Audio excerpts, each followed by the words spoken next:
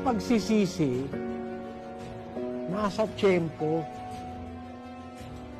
Hindi lahat ng pagsisisi, tinatanggap ng Diyos.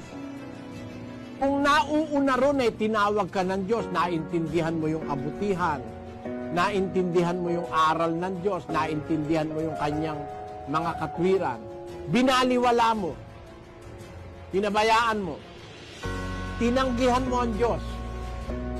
Tapos, dumating ang panahon na ikaw ngayon ay nagsisisi na.